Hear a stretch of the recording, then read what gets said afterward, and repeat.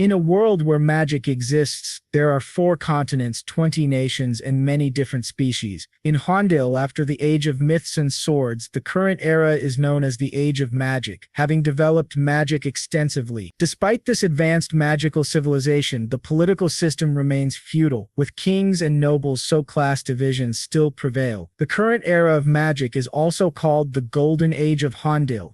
On December 29, 1999 of the magical century, one day before the new century began, the will of a supreme mage named Manuel Lucas was revealed, turning the world upside down. The old mage announced that he had hidden his power, knowledge, and wealth somewhere in the world, and that anyone who wished could claim his ownerless destiny. Manuel Lucas, the supreme mage who had ushered Hondel into its golden age of magic and who was also an archduke of the Bramp Empire, held the title of the sole Ninth Circle Lord Mage. Upon hearing this message, citizens of all backgrounds set out to find his legacy. Some said Lucas's destiny lay in the Dragon Wastes. Others claimed his treasures were hidden in the allied nation of Elysia, known as a tax haven, and there were even rumors of Manuel Lucas's sky fortress at the center of the world. Regardless for science, nationality, species, or social status, everyone sought the Archmage's destiny. Yet for 20 years, despite countless expeditions, no one found a single clue, and the mystery endured. One day, a man broke into a sweat when the system before him confirmed that he had acquired Manuel Lucas's destiny, and he was ecstatic at this revelation. It was the magical century year 2007, at Lawrence Castle. The steward, Mordamo, asked young Master Adrian if he intended to resume his studies. Adrian said yes, but Mordamo insisted he didn't have to. The boy replied that he had a book he liked and would go find it later. Adrian Lawrence, the second son of Viscount Lawrence, believes himself to be a reincarnated soul remembering his past life, though nothing especially remarkable happened then. In his final moments, he died in an accident when his military truck overturned, just 1 month before his discharge. Yet when he opened his eyes, he was in the Republic of Korea no more. He had been transported to the kingdom of Hade, reborn as Adrian Lawrence of a common noble family. Confused at first, Adrian soon realized that his past experiences gave him a great advantage. He loved learning and excelled much earlier than his peers. His instructors praised him as exceptional. He gained recognition from those around him and met his father's expectations all at once. But such success also bred jealousy, and Adrian realized that despite Hondel's advanced civilization far beyond 20th century Earth, his earthly knowledge was of limited use. The only thing he could do was continually improve his own value, so he kept up his genius act.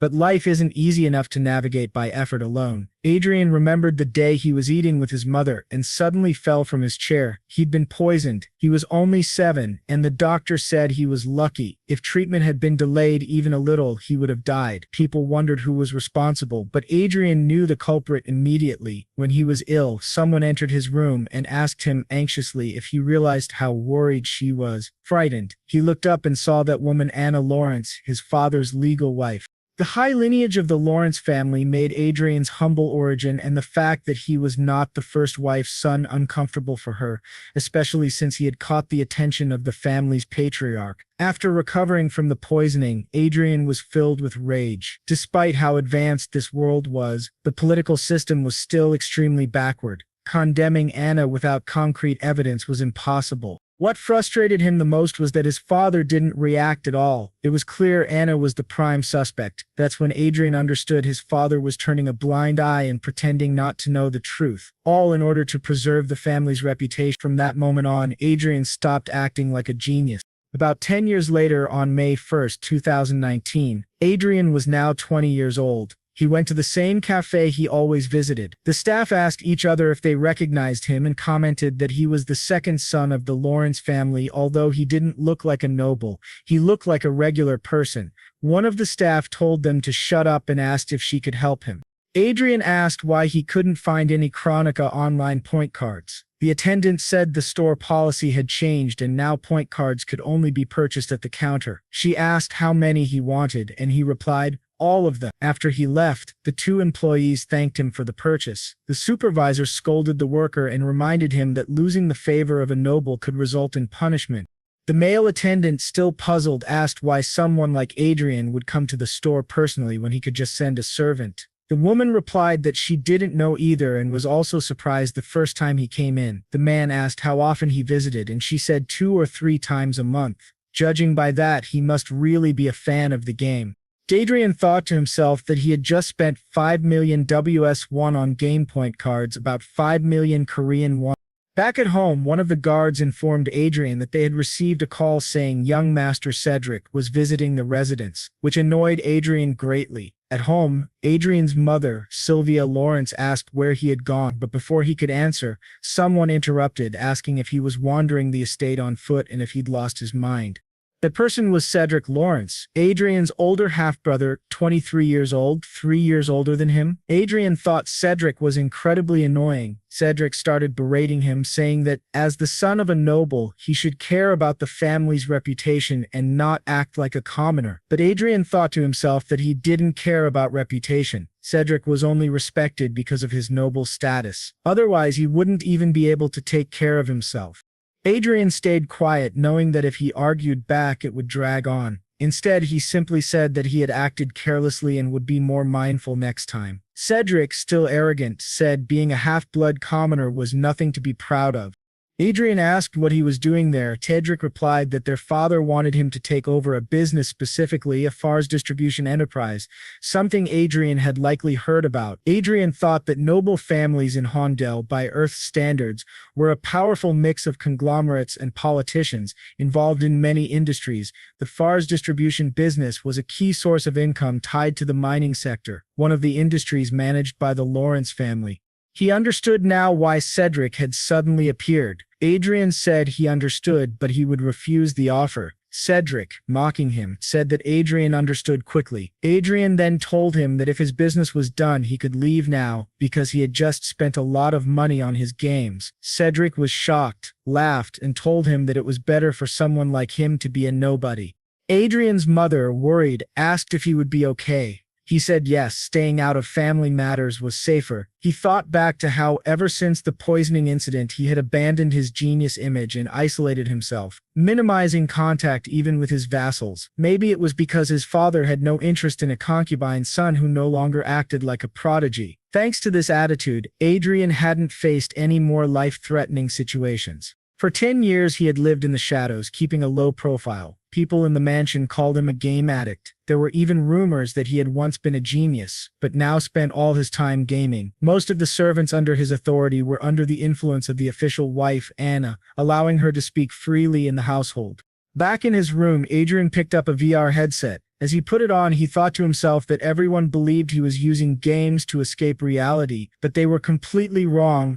Once inside the game, he completed Phase 1 of the Destiny mission and began syncing his character with his real-world body. Adrian thought that if someone wanted to monitor him, they'd have to do it in the virtual world too, because Chronicle Online's abilities reflected directly into reality. He remembered that 10 years ago, while attending the Royal Academy, he had researched Manuel Lucas for a class assignment. That's when he stumbled upon something unexpected, a clue related to Lucas's family that, no matter how he looked at it, strongly resembled a certain word, Brazil.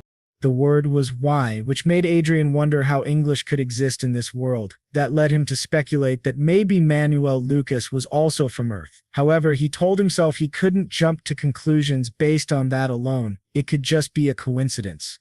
But it didn't take long for him to confirm that Archaic Lucas was in fact from Earth. Adrian discovered that shortly before his death, Lucas had uttered a few final words expressing a wish to walk the beaches of California with Mary one more time. Although Adrian wasn't familiar with those place names, he had never heard of them before. This was the story of a great man and couldn't be ignored. The names written in the records by the butler who stayed with Lucas until his final moments confirmed Adrian's suspicion. This was no mere coincidence. The great Archduke of Hondel was an Earthling, just like Adrian. There was solid evidence proving his earthly origin. Lucas named his inventions using Earth-related names. For instance, he named an aura condensation device Washington, and called the first virtual reality device Hollywood. So Adrian used the knowledge from his past life on Earth to search for the destiny Lucas had left behind. He spent years searching and in the end finally found Manuel Lucas's destiny. Excited, Adrian exclaimed that he had finally done it. Now from this point on he could walk a path of flowers. But to his surprise, obtaining that destiny was far from easy. He had to fight numerous monsters, and since the virtual reality world was linked to his physical body, he felt real pain. He realized that after obtaining Lucas's destiny, his true suffering had only just begun. He wondered whether he could truly fight without fear, since the destiny of Archduke Lucas had been hidden in an unexpected location within the online world. In other words, within the virtual world Adrian called his own. Even though the virtual world was created to be as detailed as reality, a game was still a game. Usually he couldn't fully feel it because it was filtered, but in his case he felt real pain and struggled every time he fought. This was a seemingly impossible story to acquire Manuel Lucas's destiny. He had to synchronize the game with real life. Who would ever believe him if he told them that? At that moment, a goblin appeared and attacked him. Adrian managed to dodge, counterattacked, and defeated it. That was how he reached level 10. Now he could change his class and had officially completed the first stage of the Destiny quest.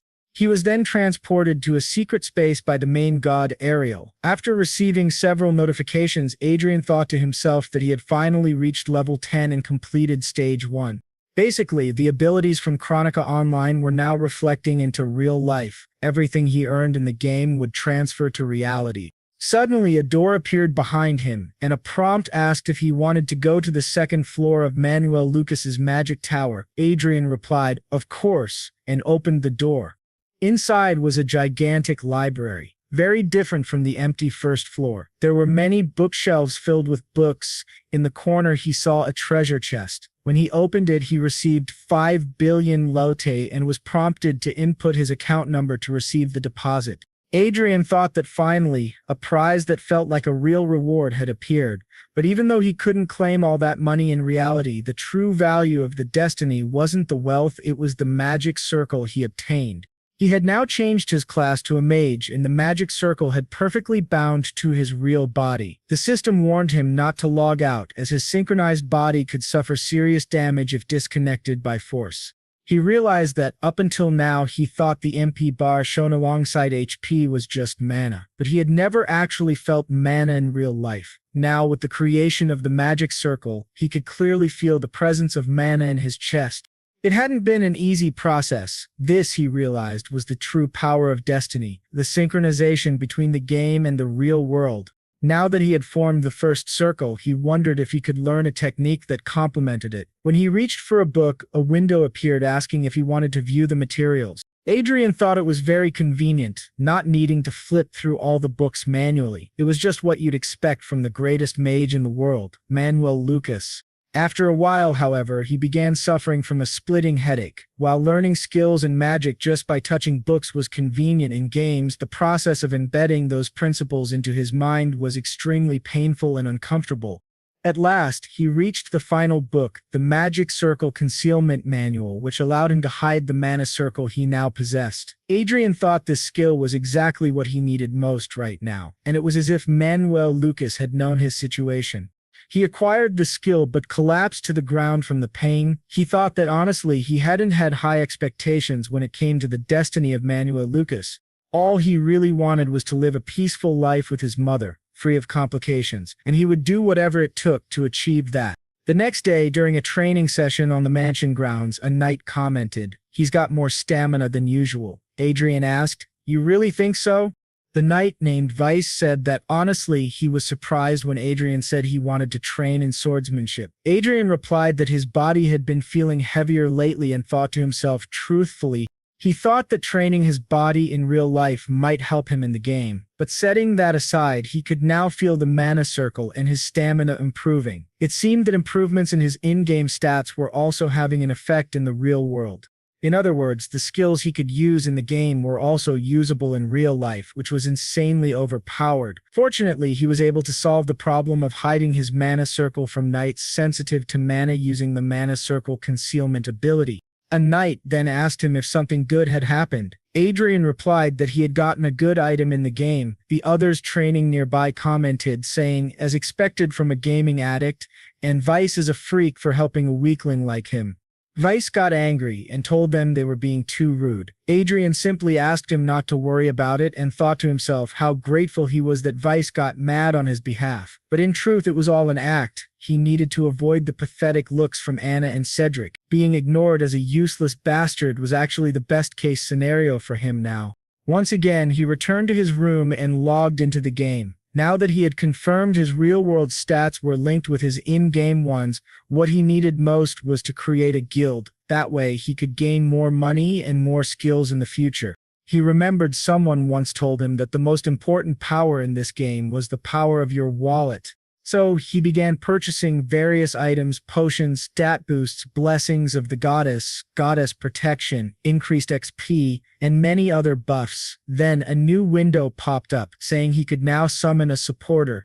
He wondered, what do they mean by supporter, and guessed that it must be due to his low stamina. Having a support character would help him grow. To summon a supporter, he needed to use XP points, the same ones required for leveling up. But since he planned to play in a team, it wasn't a waste. He decided to select a high-tier warrior as his tank. He didn't care about the cost. When he clicked to summon, several supporter characters appeared. He thought it was very similar to the strange Korean games he had seen.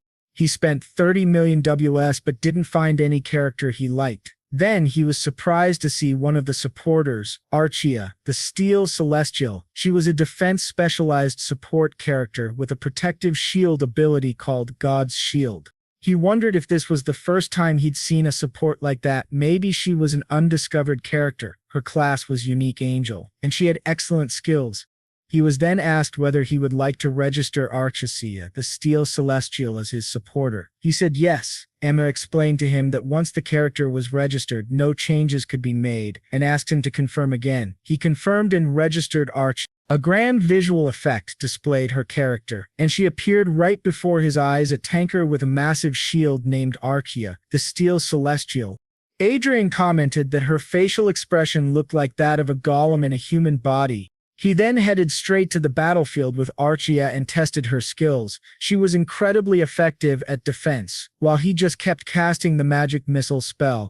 In that short period of fighting alongside her, he reached level 20. The hunt was going far more smoothly than he had expected. Even though some of his XP was being transferred to her, he didn't feel any major difference. Then, a new window appeared, notifying him that he had been playing the game for 15 hours straight. The system asked him to please log out and rest. So he logged out, returned to his room, and said that today had been really good. He decided to take a nap, and once he woke up, planned to go to the training room. But to his surprise, he sensed someone standing right behind him. When he turned around, he saw Areus, the Steel Celestial, had transferred into the real world. Startled, he asked, "What the hell are you doing here?" She replied, "I am my master's support." But he said that wasn't what he meant. What he really wanted to know was how she had left the game. She said, "Ah, I understand now. You must be curious about how I can maintain my presence in reality." He answered, yes, and thought to himself that, judging by how she could distinguish between the game and the real world, she clearly understood his situation. She then explained that she was a homunculus, essentially an android, and her creator was Sir Manuel Lucas. Her appearance and combat characteristics were predetermined by her master based on the concept of the Steel Celestial. Adrian thought to himself, so in other words, she's one of Sir Lucas's legacies. She confirmed that. He cursed in his head, thinking, damn it, if I had known this would happen, I would have chosen a better support, someone more versatile than her. He asked if her stats were the same as in the game. To his surprise, she replied, yes, the restricted stats will recover once I meet the quest level requirements. At the moment, I believe my stats are equivalent to those of a Grandmaster. That left Adrian stunned. A Grandmaster was on par with an 8th Circle Mage, the strongest tier on the continent. Even in the Hayward Kingdom, the highest recognized rank for mages was the 7th Circle. There were only 8 8th Circle mages in the entire world. He asked himself, how did Manuel Lucas create a monster like this? Still, it was reassuring to have a trustworthy companion who obeyed only his commands. Now the problem was how to hide this girl. He asked her where she had been before she showed up there, and whether it was possible to take her back into the game. She answered that she had been in a suspended state. She explained that she had been waiting in a maintenance warehouse in Evero, a holy city. She had been transmitted through the game's management server, and such transmissions were only possible during the initial dispatch. After that, if she wanted to return to the maintenance warehouse, she would have to go back on her own. Adrian asked if she had any stealth or magical concealment abilities. She replied that, being a warrior class, she didn't have any stealth skills, but she could use mana concealment. He asked her to show him. When she activated her mana concealment ability, the protective shield embedded in her armor disappeared along with her mana signature. Fortunately, just like him, she had the ability to conceal her mana so she wouldn't be detected by the knights. That was exactly what he needed. He commented that it seemed he had no other option, and since his reputation was already one of the worst, he didn't care anymore. The next day, he casually walked around the mansion with her as if nothing was unusual. The servants whispered that Master Adrian was openly bringing a woman into the mansion. Some of the maids even claimed they had seen her and Master Adrian in his room, and they all wondered who that girl could be. When he went to speak with his mother, she was overjoyed and asked when he was going to marry, saying that the girl was very lovely. Embarrassed, he ran off and returned to his room to continue doing missions. Eventually, he reached level 30. Looking at his status window, he thought that pretending to be a young, mature master who brought an exotic guest into the mansion was the best way to keep people from suspecting Arcia's true nature. He then asked her what happened to her real-world body when she was connected to the game. She said it switched to energy-saving mode, meaning it was essentially resting. However, the monitoring function would remain active for her master's protection. He asked if that meant she could alert or respond to him immediately if something happened outside. She confirmed, saying exactly. Before they could think any further, the next phase of their quest began. They had to fight an orc warrior named Kant. Adrian received the mission notification, Fate Mission Stage 2, Defeat the Orc Warrior Kant. The huge orc told Adrian that he could become someone special if he managed to kill him here. A warning window appeared stating that consumable items such as bombs and scrolls were prohibited during this battle. Adrian thought, so items that make hunting easier are banned. Looks like Manuel Lucas wants his disciple to grow stronger through raw skill alone. He called Arcia and told her they were going to take down this orc. When the orc charged to attack, Arcia raised her shield and blocked the massive blow. The monster seemed confused. While the orc was distracted, Adrian activated magic missile and launched it straight into the orc's eyes, scoring a critical hit. He thought to himself that thanks to his improved physical condition and high-quality equipment, the power of his magic missile surpassed that of a basic first circle spell. If this orc was a monster of the same level, it should be easy to defeat him. But to his surprise, the orc drew a sword and tried to finish him off. Archie managed to defend in time. Adrian shouted, "This is crazy." The orc, even blinded, kept charging at him without hesitation. He realized that the orc's HP bar hadn't even dropped to half yet. The orc began unleashing a flurry of blows at the two of them. Adrian thought he would die if even one of those hits landed. He was grateful that Arcia was by his side. He admitted to himself that he would be lying if he said he didn't get nervous seeing such a powerful enemy coming straight at him. He had already died once, so he wasn't taking any chances. He activated Earth Shatter and a hole opened beneath the orc, causing him to fall into it. After knocking the orc down, Adrian reminded himself that at this level, he couldn't let fear get in the way. He had to clear this stage. He told Arcia to let the orc stand again and then continued to launch attacks from various angles. After a long and intense battle, the orc warrior Kant finally dropped to 50% HP. Adrian muttered, "This guy is seriously persistent. It would have been better to drop the sword and use some floor techniques." As the orc charged at him once again, Adrian activated another magic missile and finally defeated the orc warrior, completing Stage 2 of the Fate mission. A notification appeared, conditions met to unlock the next area of the magic tower. The third floor of Manuel Lucas's tower has been opened. That night, in the office of Viscount Lawrence, the Viscount stood by the window deep in thought. Someone entered the room and asked what he was thinking about, calling him darling. It was Adrian's father, Highford Lawrence, and the woman was his wife, Anna Lawrence, his first wife. She asked why he was alone at that hour of the night. She wondered if it had something to do with the rumors that Adrian had brought a commoner woman into the mansion. Viscount Lawrence handed her a letter. Upon reading it, she realized it was a military summons. Tensions with the Crocan Empire had escalated, and there was now a strong possibility of war. Each territory had been instructed to gather their local forces. Viscount Lawrence had been ordered to join the Western Command with 5 vanguards, 50 knights, and 1,000 soldiers. Anna was shocked. She asked if he was considering sending Cedric, but she then pleaded, "Please send Adrian instead. He just plays games all day and does nothing else. As a member of the Lawrence family, shouldn't he start doing his part?" Then, his father asked if, after leaving Adrian alone all this time, she now wanted him to suddenly become important. She replied that it was he who made that choice and that, until now, Adrian had been enjoying the privileges of nobility to the fullest. His father asked if she truly believed that. She questioned what he meant by that, but he simply stared at her in silence. Then he said that Cedric was the heir to the territory and that he would ensure she and her stepfather would no longer be troubled by anything going forward. She should just follow his decisions now, something that greatly surprised her. He told her that, as she herself had suggested earlier, he would send Adrian to the battlefield this time. However, once Adrian returned, he would make him completely independent. He also hoped that neither Adrian nor Sylvia would be in danger in the future. This would include surveillance and secret investigations. He asked her if that would be enough for her and then told her to stop interfering to let Adrian be free. The next morning, Adrian was training with a knight. The man remarked that Adrian's physical strength had improved drastically, thanks to their daily training. He said he could hardly believe such quick progress. If he had worked this hard in his own youth, he might have become a great man. But Adrian knew that his improvement came mostly from reaching level 30 and clearing the second stage of the Fate mission. The reward from the mission had been excellent, and most importantly, he had received a large sum of money and successfully formed his second magical circle. It was like having an inventory system in a game, his own treasure chest to hide items whenever necessary. If used well, it could serve more than just storage purposes. In fact, the game's stats had real-world effects. With enough effort, he could become a magician with the physical abilities of a knight. If he could fully absorb the stats granted by fate, he could become a monster far more terrifying than Archmage Lucas.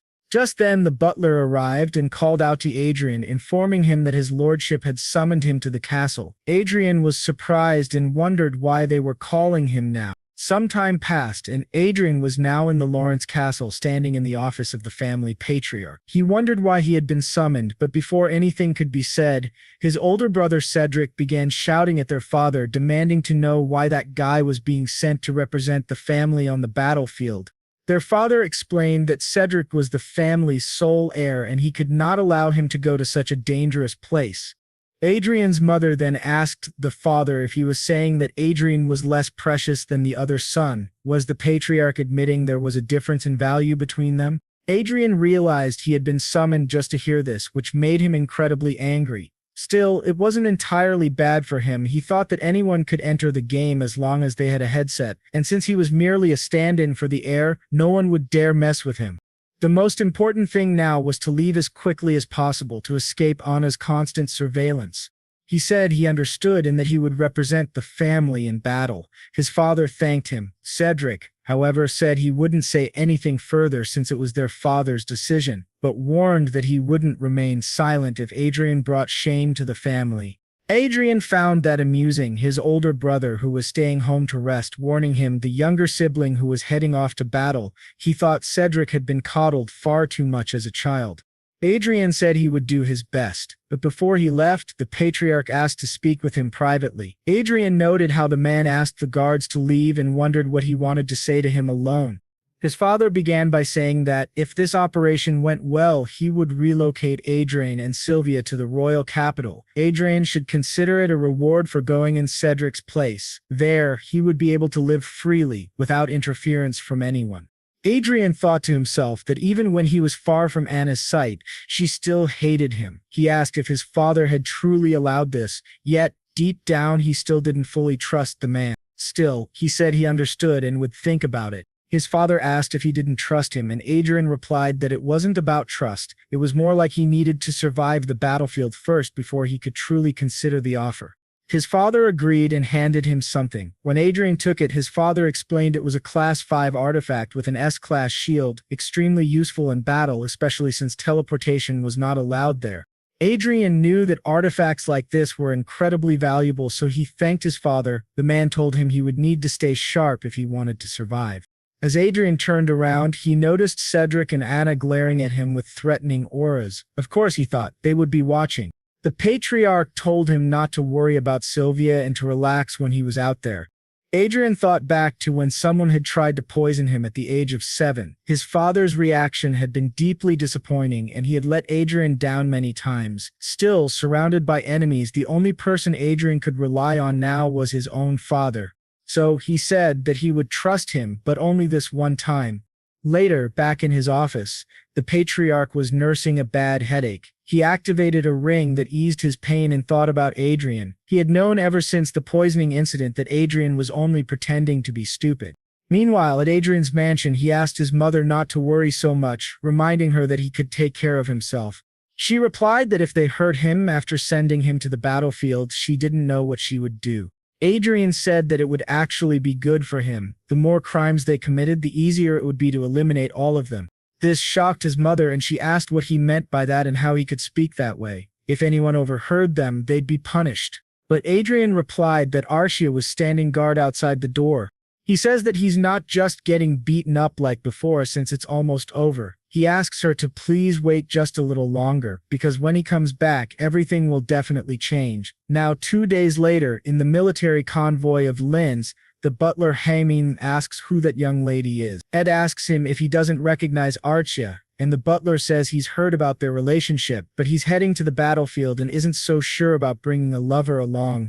Inside the conference room on the levitation train, Adrian says they'll still need to discuss Arcia. He thinks that he can't leave her behind because she will save him if things go wrong, especially now that she has recently leveled up significantly and her attributes are close to those of an official knight. He still needs to improve his survival tactics. He spent 200 million in just 2 days of gaming and completed the 3rd level of the Luck Encounter quest with money. Now, he is about to reach the 4th stage. The rewards for the 3rd level each cost 100 billion. He obtained an omnipotent healing potion and 3 vials of elixir, which are now stored in his pocket dimension. He thinks it's the perfect reward for this situation, and he can't waste any more time there. He gets up and says he will rest in his room. He asks them to send a message when something happens. The others wonder what he's going to do, and he bluntly says he's going to play a bit, asking if that's a problem, which surprises everyone. One of them says that the rumors were true, which leaves her somewhat surprised, thinking that guy is a vanguard. He recalls that vanguards are a special force equipped with power armor and power swords. They are the centerpiece of war and are a key factor in evaluating a nation's military strength.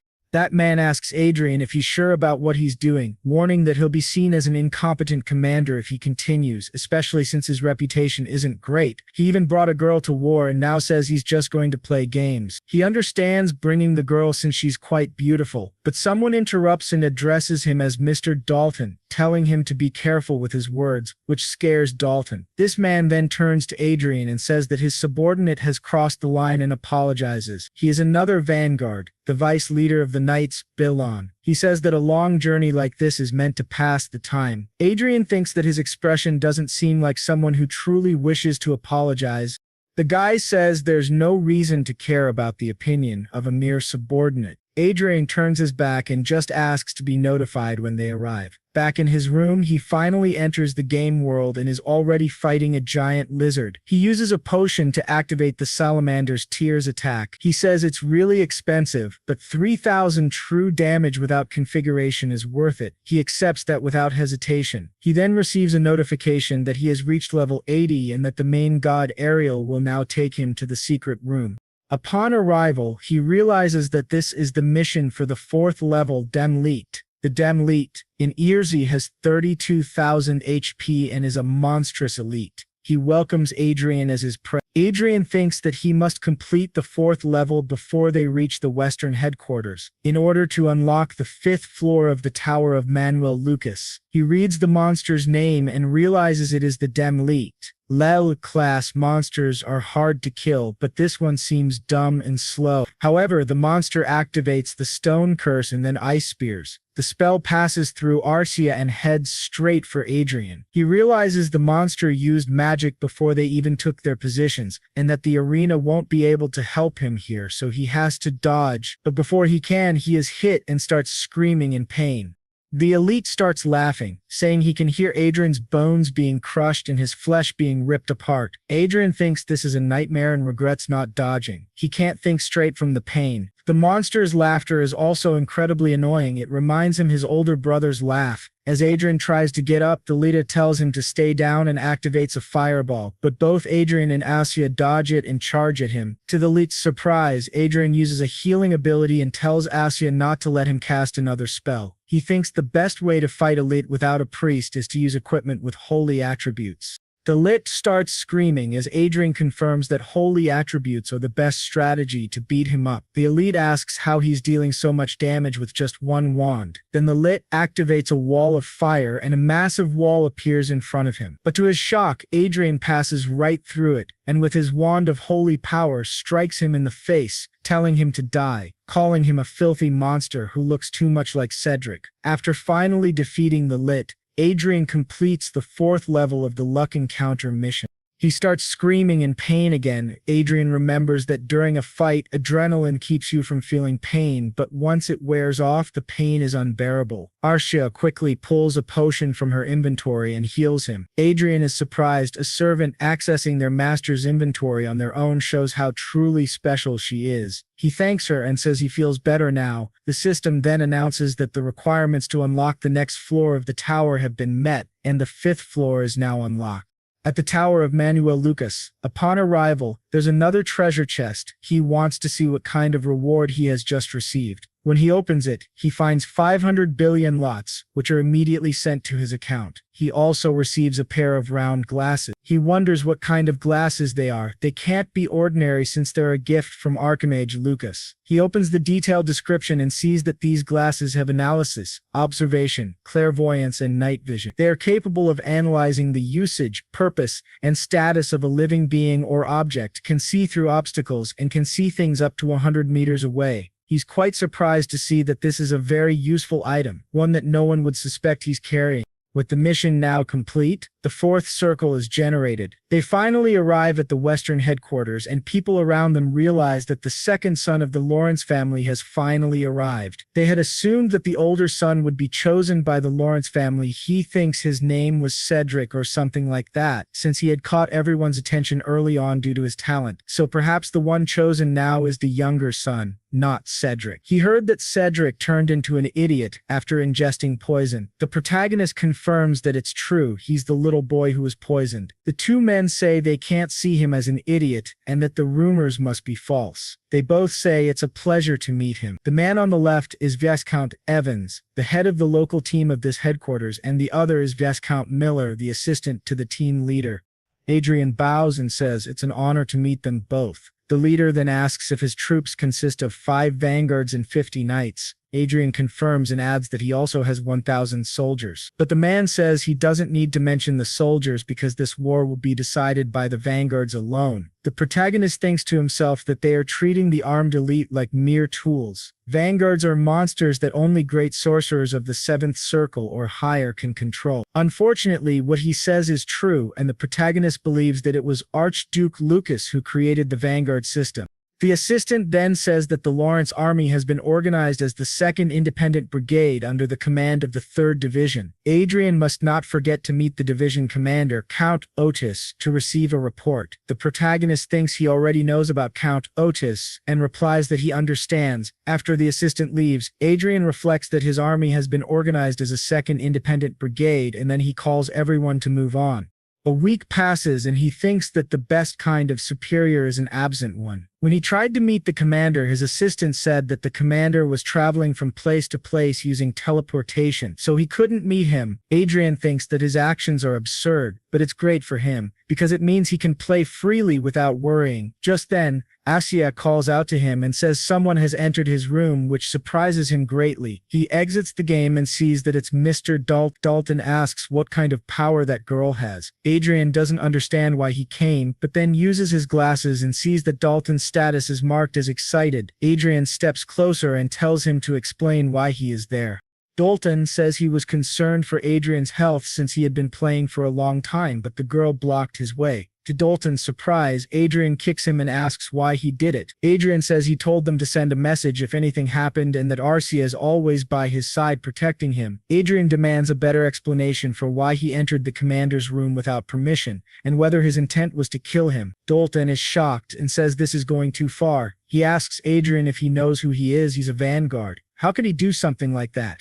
Adrian kicks him again and then asks Arcia to explain what happened. She says he tried to separate her from Adrian. Adrian asks if she means he tried to take her somewhere, and she says yes. Dalton argues that she is falsely accusing him and asks Adrian if he's really going to believe some random girl over a vanguard. Adrian thinks that this guy is trash and that those knights must have followed him to see what would happen. He says this is a violation of military discipline. In fact, it amounts to mutiny, and that Dalton will be punished accordingly. Adrian then points a dagger at him and tells him to step forward.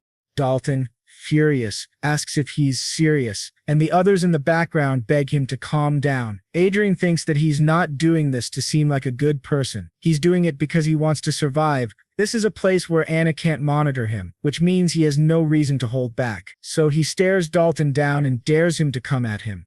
Meanwhile, in Vice Leader Bellum's tent, someone arrives saying that the brigade commander has issued an execution order for Mr. Dalton, and they need to go immediately. Dalton thinks he never expected this from Adrian. They've got a reckless commander now, and he can't just invent an execution order for a vanguard at a time like this. But to his surprise, a dagger suddenly appears right in front of his eyes. He barely manages to grab it and notices it has blood on it. Adrian asks why he didn't react faster. One more second, and he would have been killed. Dalton is now on the ground in immense pain.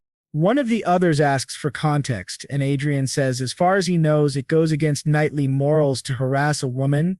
He asks the vice leader what he thinks, and the vice leader, clearly furious, demands to know what they've done. He then bows and admits that this happened because of his lack of tact, asking for forgiveness. While stepping on Dawson, he declares that Mr. Dawson is suspended from his position. He orders them to confiscate his armor and imprison him. Additionally, the three others involved will also spend some time in prison for insubordination and complicity. Adrian then says that he is the one in command here and that he's not playing babysitter. The vice leader simply lowers his head. Adrian continues, stating that this is not the county and the fourth ring is made of blood. He orders someone to clean the mess while he goes to rest in the adjacent room. The vice leader comments that Adrian has finally dropped his mask. He smiles slightly, thinking that something interesting has finally happened around here.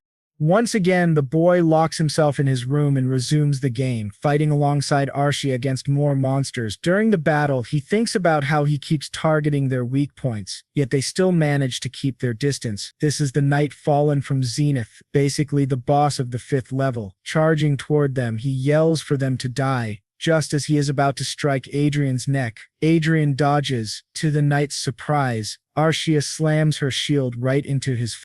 At that moment, the boy activates his magic, and strangely the knight smiles. He says that he is merely a stepping stone for Adrian's growth. With that, they defeat yet another enemy, and the 6th floor of the Tower of Magus Lucas is unlocked. Upon reaching it, Adrian receives 2 trillion lots. He is becoming wealthier by the day. A new bank account is created for him in the Union Bank of Elysia. Adrian reflects that although it's an exaggeration, it's still very gratifying to see.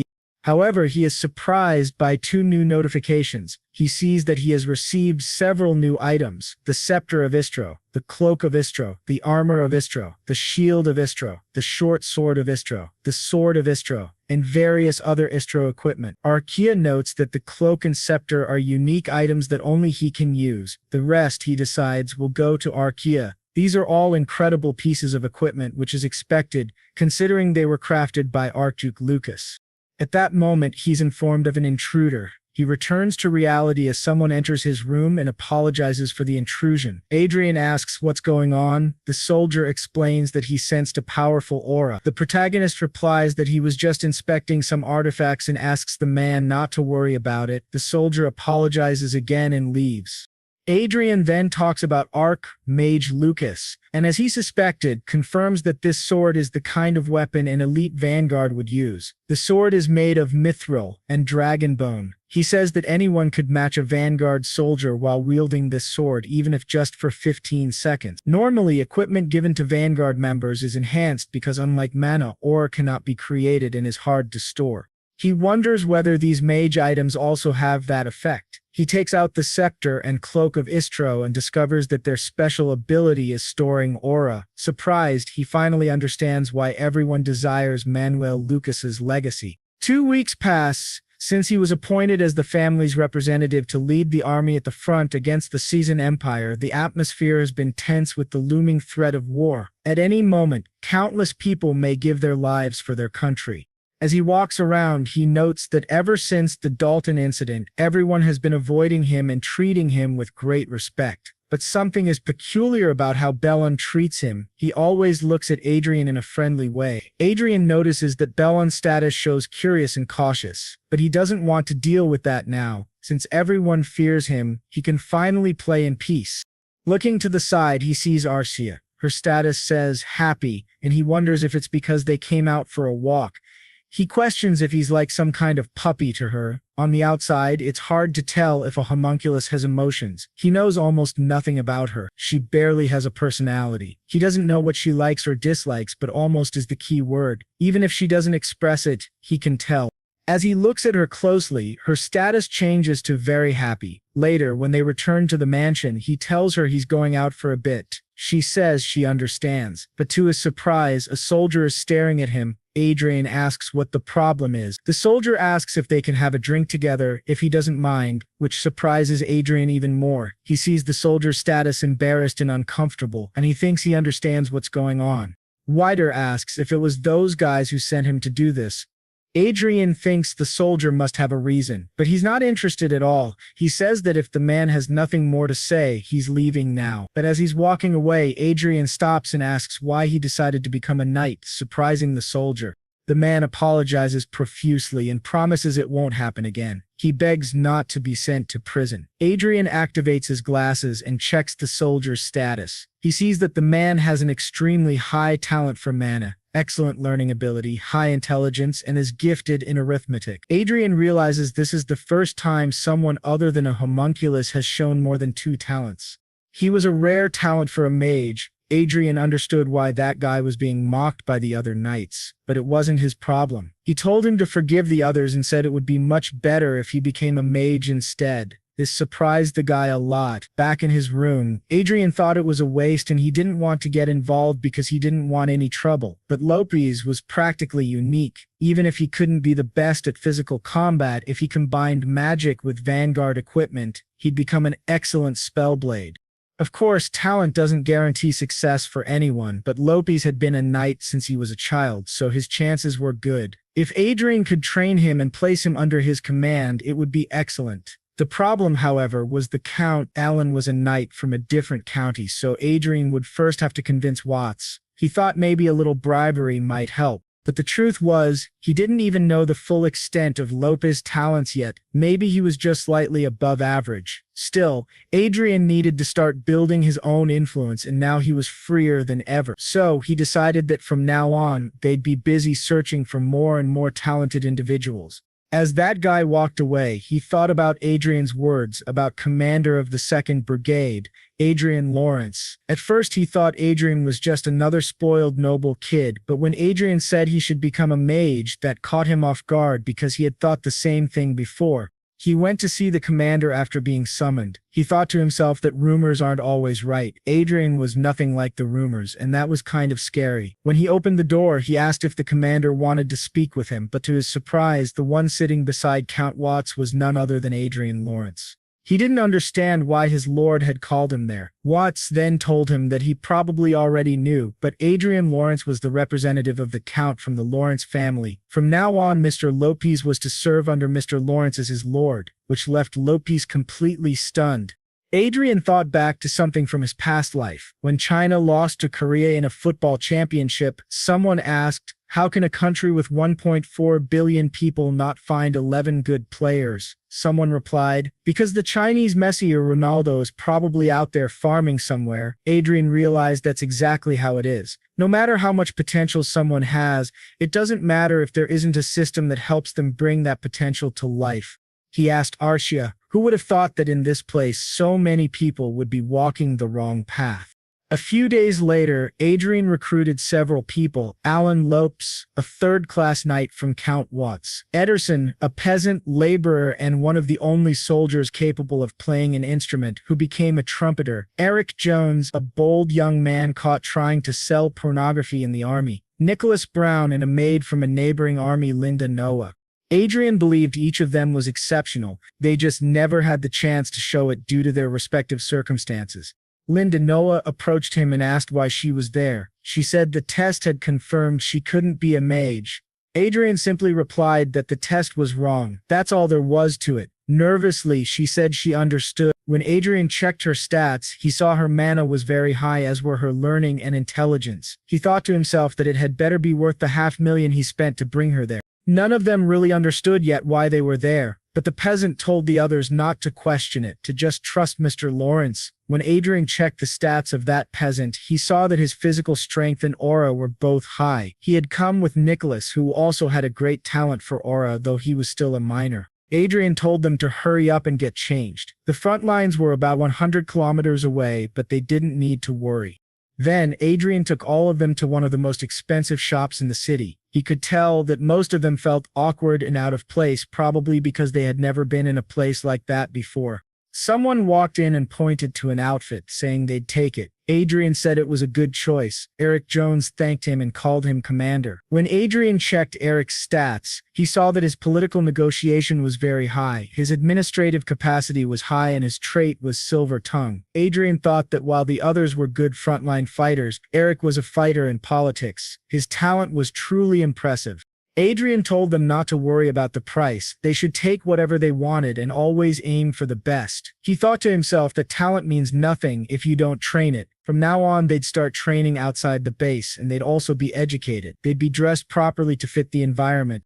After everyone received new clothes, they asked Adrian if they'd be living in that giant mansion. Adrian replied that yes, they'd spend most of their time there. The staff had already been assigned. He told them not to worry about daily chores, just to focus on their studies. He'd be paying their monthly salary, and on top of that, they'd receive $20 million monthly and a $240 million annual bonus. But they must not forget the rules of their contract.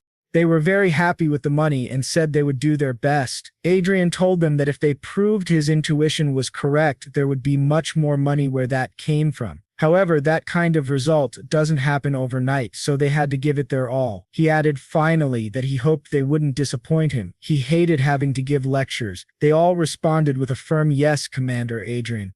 The protagonist thought to himself that these were the best talents he had found. From now on, they would be his personally selected elite. This wasn't a short-term investment, but one day they would thrive. It was a major investment in a bright future. As he walked through the city, he thought that when he returned, he would have to be careful when confronting Cedric, even with Anna at his side. He also needed to consider his mother. But then, to both their surprise, he suddenly felt something at his back, and Archia quickly grabbed the man by the neck. Adrian calmly greeted the man with a good morning, thinking that he had been getting more and more worried about their safety. He had already spotted several spies lurking around daily. He approached the man, and before the man could say anything, Adrian cut him off, saying he wasn't interested in hearing his words. He asked if the man's brother truly didn't know when to give up. For a rat like him, there was only one way to become useful. Adrian said that stupidity was a dangerous flaw in a spy. He asked how much the man valued his life before throwing him to the ground and telling him to follow orders, and everything would be fine in the end.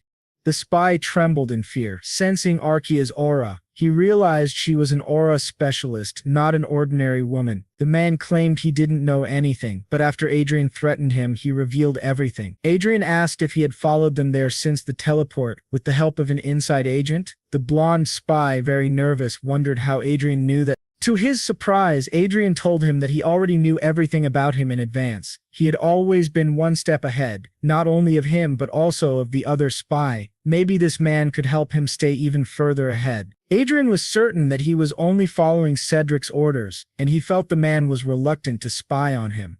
The man looked at Archia, visibly nervous. He asked Adrian if he was really planning to go against Master Cedric. Adrian gave him a sly smile, and the man said he couldn't do that. But at that moment, Adrian pointed a dagger at him and told him to save his words. If he feared death, then he must obey Adrian. If he wanted to live, The man responded, "Yes, young master." Adrian smiled and said, "That's what he liked to hear." Then he asked the man what he thought about working for him instead. He told him not to worry, he would never put him in danger. He always considered himself a merciful man. All he wanted was for him to write false reports. His little friend would be arrested in his place. Adrian asked if he accepted, and the spy said yes. Back in Cedric's office, Cedric wondered how Meltz had been caught. The spy giving his false report said Meltz had been caught trying to enter the commander's quarters. This made Cedric more cautious. He muttered that this was a mess, thinking it happened because he ignored his father's advice not to send spies after Adrian. His father had already scolded him for not being chosen for the army, and now it was too late. Cedric told the spy to keep watching and report everything. The spy, now deceiving young Master Cedric, said he would report everything to him later. Adrian thought that now that he had dealt with another spy, things would get much easier with this man's help. The others were progressing very well. He had recruited another 20 people with some form of talent. Eric and Aladsia had proven to be very capable of leading the school. Everyone was giving their best, and Adrian knew he couldn't fall behind either. He finally reached level 59 and thought that just one more level and he would become a 6th circle mage, but to his surprise, a message appeared, declaring a state of emergency. He exited the game and asked his subordinate for a report. The subordinate informed him that Imperial combat ships had entered their airspace. They had received orders to remain on standby. War was about to begin. Adrian thought this truly marked the end of the calm before the storm. In the meeting room, they discussed the Imperial Cassing army moving toward them. Count Watts announced that local forces had been ordered to remain still. The troops would be gathered onto the train where they would be dispatched at any moment. All rest and meals would take place on the train. From that point on, spatial coordinate interference would begin. The entire front line bordering the Kayan Empire was almost out of signal. They weren't even to consider using teleportation. It would be suicide. From now on, all personal communication among the troops would be cut off. Except for the colonel and higher ranks, only radio communication would be allowed, and this applied directly to Adrian as well. Watts warned him not to stay in a room without a radio. Then Count Watts stood and told everyone that this was war, and they had to be ready at all times. Adrian thought to himself that the war had finally begun. He had just leveled up again, reaching level 160, and believed that now he would finally attain the 6th circle. He thought that in the end it was worth playing a bit, even though he remembered that other guy telling him not to play and to prepare for war. He felt a little guilty, but this was much more important to him. As a reward, he received more than 10 trillion lots, and the money he got was deposited in the Elysia Union Bank. He also received another reward, his sub-support, the supersonic Black Eagle, a gigantic eagle. He wondered if sub-supports were even supposed to exist in this game. This eagle was a combat support meant for an archer. He figured it might be easier to find correct information in reality than through the game system. When he returned to reality, he asked where the eagle was. He went outside to see if it was there. Stepping out of the spaceship, he thought the massive black eagle might appear the same way Orxia once did, in a dramatic, chaotic entrance. But as he looked around, Orxia noticed that the eagle was already approaching them directly. To everyone's surprise, the soldiers armed themselves and the brigade commander was told to dodge immediately, but the eagle landed right on top of the massive spaceship. The gigantic bird looked straight at Adrian and stood in front of him. Adrian gave the command for the soldiers to stand down, realizing that this was the supersonic Black Eagle. It was a chimera with the bones and legs of a black dragon and a body that could hardly be damaged, not even by an aura blade. With an ultra-high recovery rate, it had only one skill, shared vision. Like Archia, it would unlock other skills as it grew stronger. He patted the eagle and said that the most likely condition for gaining new skills must be completing missions. He wasn't sure how this suicidal dive-bombing behavior would be useful, but the shared vision was definitely a huge asset. It was like receiving information at the speed of light. A crowd began to gather around him, asking what that creature was. Adrian thought to himself that this was a mess. He was so focused on the Black Eagle that he didn't even notice the people forming around him. There wasn't much he could do now. So he asked the eagle if it wanted to stay by his side. The eagle nodded, confirming it did, and he began to pet it like they were best friends. Everyone was shocked, not understanding why the eagle wasn't attacking. Adrian, on the other hand, thought it was a little embarrassing and felt like the eagle might bite him later. It was then stated that after the war began, the situation didn't just spark small battles in other regions, it expanded across the entire western border. It had become a full-scale war, but thanks to that, his brigade was making its debut. Internet communication remained disabled, so he couldn't log into the game for now.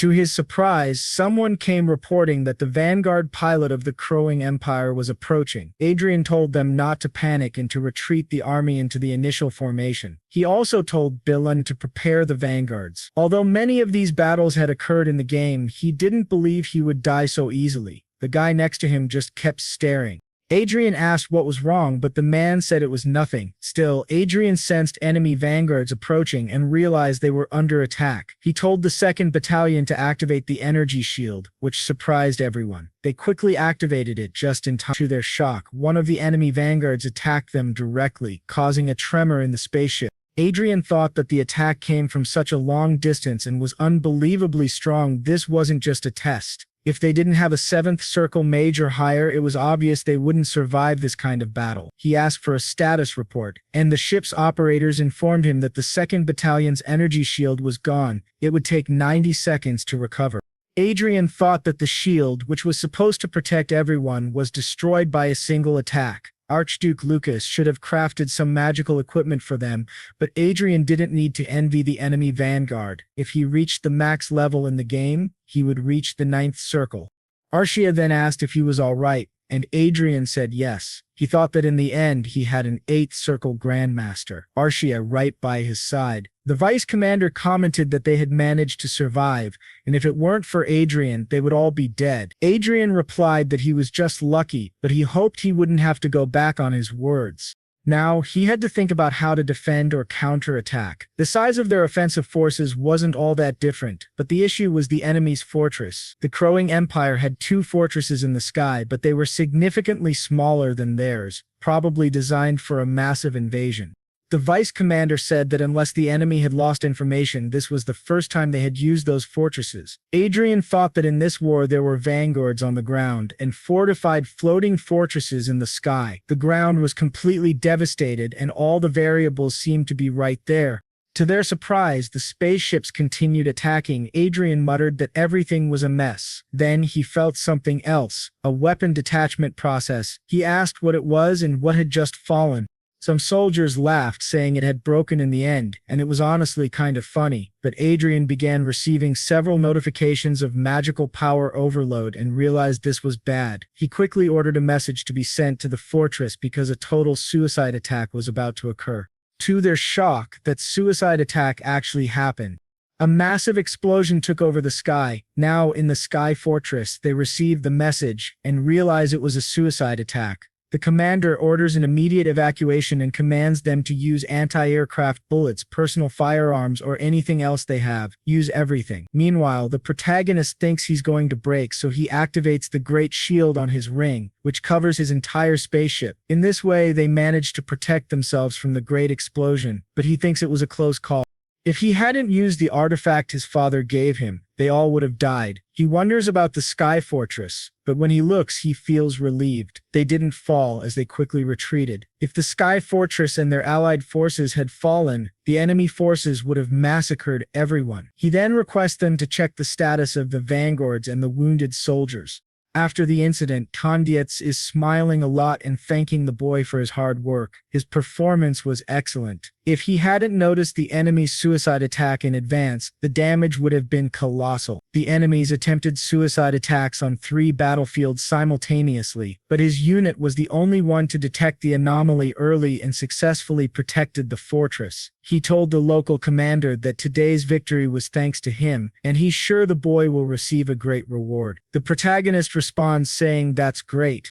Then, Kondietz says that it's up to a good leader to ensure his subordinates are rewarded when they contribute. The protagonist thinks that despite many people worshipping their superiors excessively, Kondietz is reasonably decent. That Count mentions that there are some strange rumors circulating about him. Adder asks what kind of rumors, and they heard that the brigade commander Lawrence tamed a mysterious giant eagle along with his companion. They say the way he communicates with the eagle is truly mysterious. Edra asks if that's true, saying he didn't know, but then thinks to himself that he actually did. That guy continues, saying that once they are domesticated, they never betray their masters and don't hesitate to risk their lives to protect them. Edra feels happy that the Archmage Lucas based this on real-life species. If he had given him a flashy support creature without reason, people would have been irritated, asking what that thing was. It would have been hard to deal with. Condiats. Very happy, says that it's no different from a dog and can be called an eagle dog. Then Laterace asks if now that the enemy has retreated, he can use the internet. When he is told yes, he takes that as his reward. The boy is very happy, thinking he'll finally be able to play again. Now 2 weeks have passed since the beginning of the war. Speaking with Mr. Billy, someone tells him not to expose himself too much while descending the mountains, as it could be a trap. They are told not to get too close and to try fighting from a distance. They agree, and the boy thinks that no one would have listened to Brigade Commander Lawrence in the past, but now they all follow his orders. Billen instructs them not to blindly trust the radar signal and to follow Commander Lawrence's instructions. Billen reflects that everyone has changed in just 2 weeks, and to their surprise, it really was a trap. Billen orders them to retreat. He had thought they would come from beneath the terrain, as it was the only blind spot, and he's happy he listened to Commander Lawrence's warning. Otherwise, they would have been caught off guard. He thinks they avoided total annihilation by luck, but the situation still doesn't look good. They have to hold the Vanguard attacks at bay while they wait for support.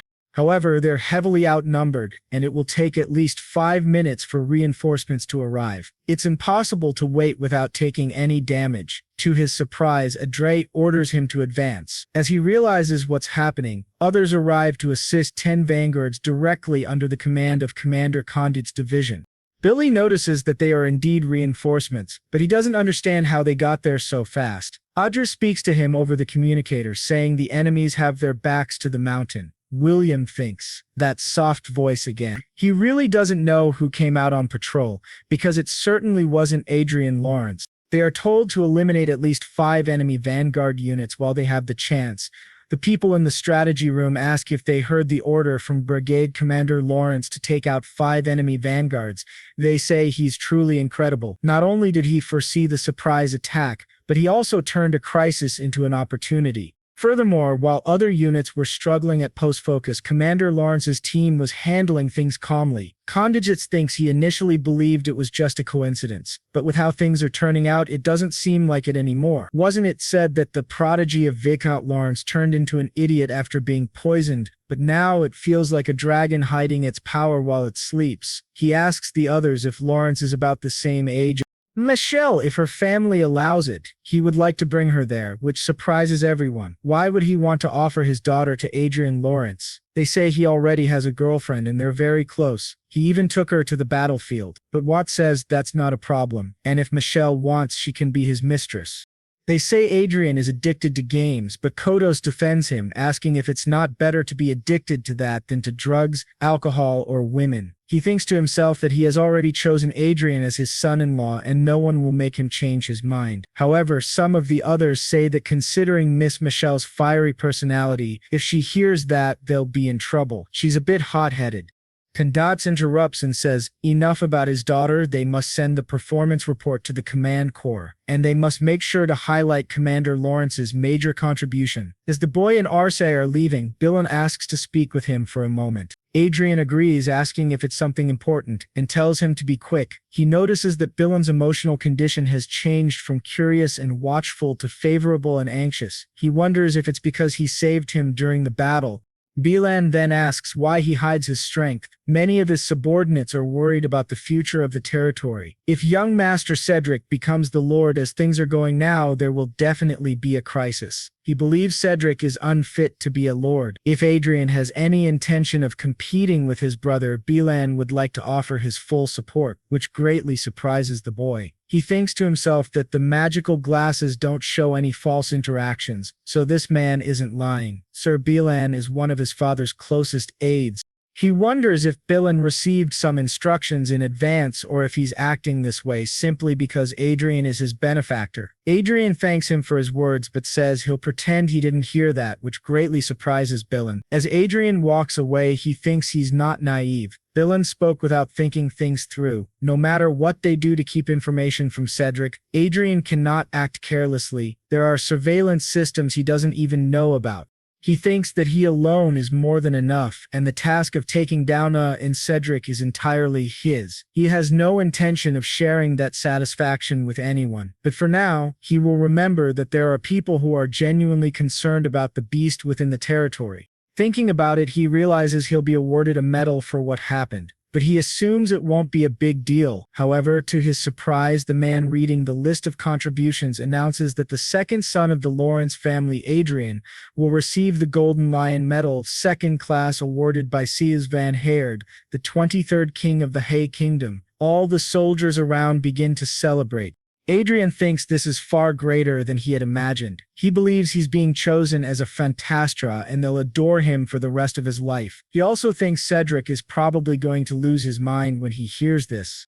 Back at home, after Cedric and his mother receive the news, Cedric says that everyone is talking about that idiot Adrian. If he had gone to war, all those merits would have been his. He asks what his father is saying about all this, and his mother tells him that his father is going to stay with that poor woman. Cedric says it seems like his father has been spending more and more time with her lately. He asks his mother why she's not doing anything about it. She asks what she's supposed to do. Should she poison him too? Cedric gets irritated with the way she talks and tells her not to raise her voice. His mother says the reason his father is with that woman is because he's determined to protect that commoner from all of them while Adrian's away at war. Cedric asks if it's true that Adrian will completely cut ties with the family after returning from war. She says yes, and that's why Cedric is desperate to achieve some merit and get a title. She asks her son to calm down because he's not even Adrian's rival, and she will make sure of that. Cedric agrees, thinking everything is just as his mother said.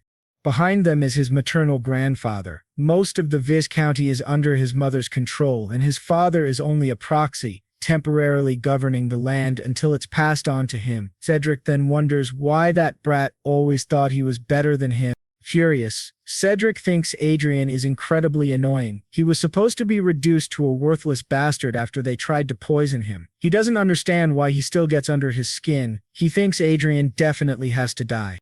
Now, in the 7th week, 48 days after the war began, Adre is in a good mood and asks the vanguards to please drink an energy drink before heading out. He hands out drinks to everyone, listening to them say they feel increasingly refreshed after drinking it. The protagonist thinks that considering how precious it is, of course they would.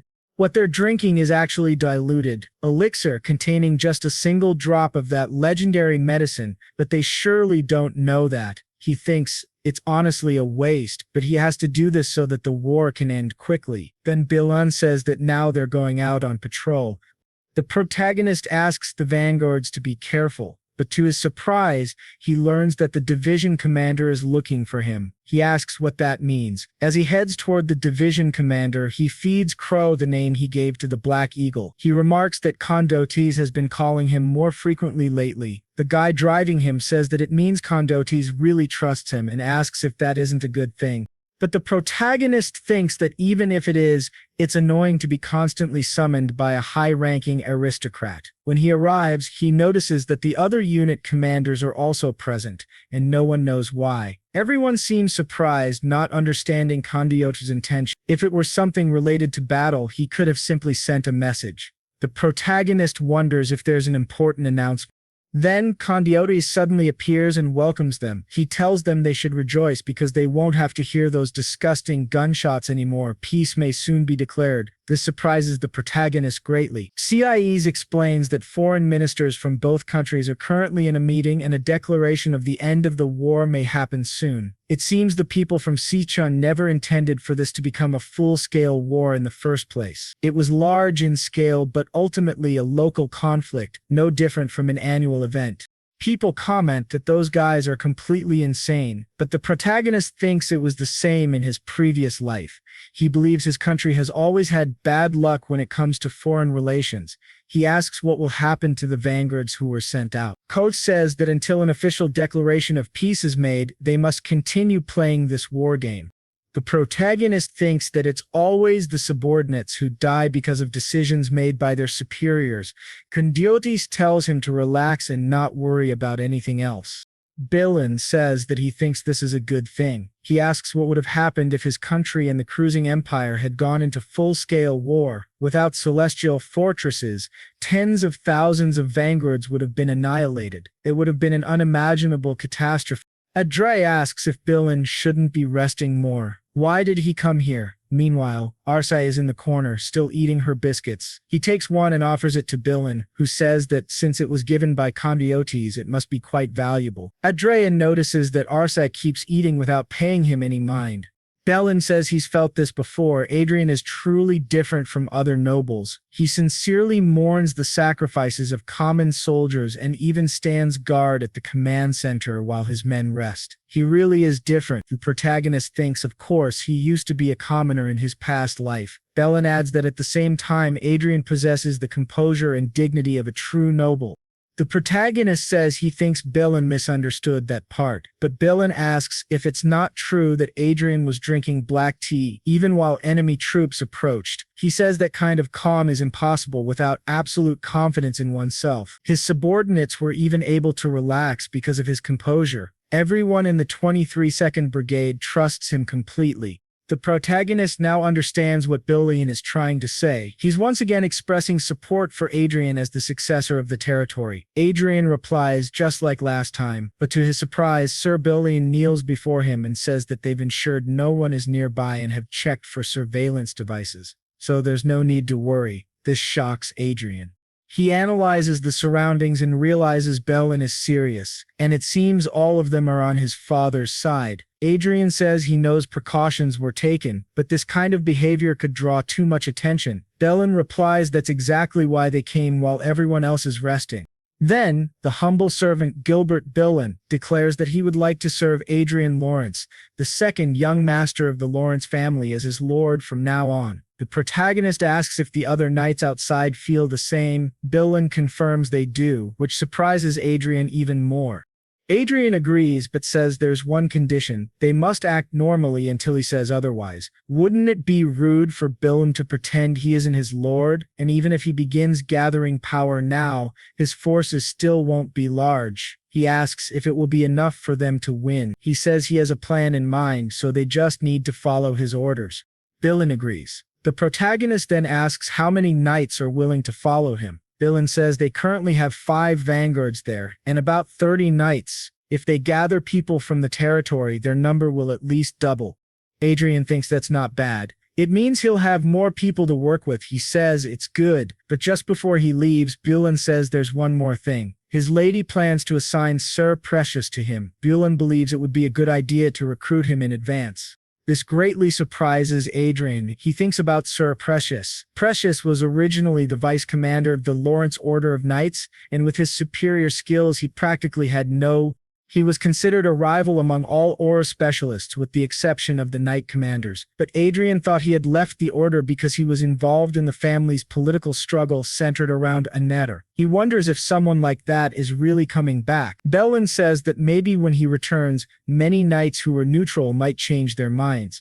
Adrian thinks that Sir Precious was a typical warrior and a very popular knight. In other words, there is room to expand his power through him that might be enough to compete with Anna's and Cedric's forces. He realizes that recruiting Sir Precious isn't a bad idea, especially since he's a valuable talent outside of his immediate family. So he says that he needs to find him as soon as possible. He asks if Bellin could arrange a meeting between them. Discreetly, of course. Bellin says yes, he'll take care of it for him.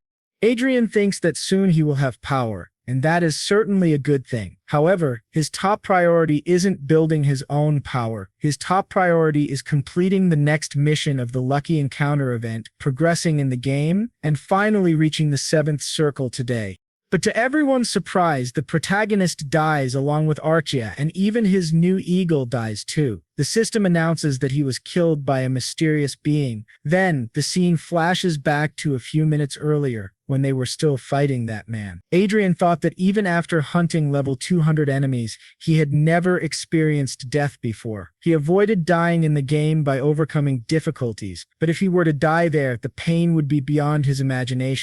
He notices that Archia is being pushed back, something that had never happened before. She had always prioritized her safety in a fight. Then, as the eagle dives at the enemy, the man quickly defends against both and prepares to finish Adrian with his sword. His name is Death Knight Pasquiel. Facing him, Adrian realizes that he is not just an aura master, but also has a mission boss buff and an abnormally strong body. He is clearly on a completely different level. As a result, Adrian dies and respawns in a nearby village. Sitting on a bench in the village, he thinks the system is garbage. It shares all his senses. He can't even complain about the pain properly because there are too many people around. When he summons his support, Arkasha, she starts apologizing to Adrian, asks if she's okay, and if she feels pain, she replies that she does, but her senses in the game are far less intense than his. He thinks it's a relief, and reflects that he recruited her only because of her tank stats. The more he thinks about it, the more ashamed he feels for hiding his small body behind hers. That's why he wants to change his combat style. Fighting the Death Knight showed him the clear limits of his current fighting strategy. Archia blocks movement, the eagle blocks vision, and then he attacks by surprise. As a mage, he deals a lot of damage. It worked before, since they had many weapons, but this has a limit when facing someone like the Death Knight who's on the same level as Archia. That means the only way to keep enemies away during his casting time is by using the Black Eagle in combat. But he thinks about Archia's defense against the Death Knight and how, if he had more consistent damage output to support her while he casts spells, that would be the ideal combat style. He comes up with 3 possible solutions. Use lower-level magic circles. That would reduce casting time, though at the cost of power, but the casting rate would be higher. 2. Use the Black Eagle as a warrior instead of a support unit. 3. Archia should stop relying solely on her shield for defense and start using offensive tactics. However, the first option basically nerfs him, so the second and third are better. He tells Archia it won't be easy. Then they go into a second battle against the Death Knight, but die miserably again.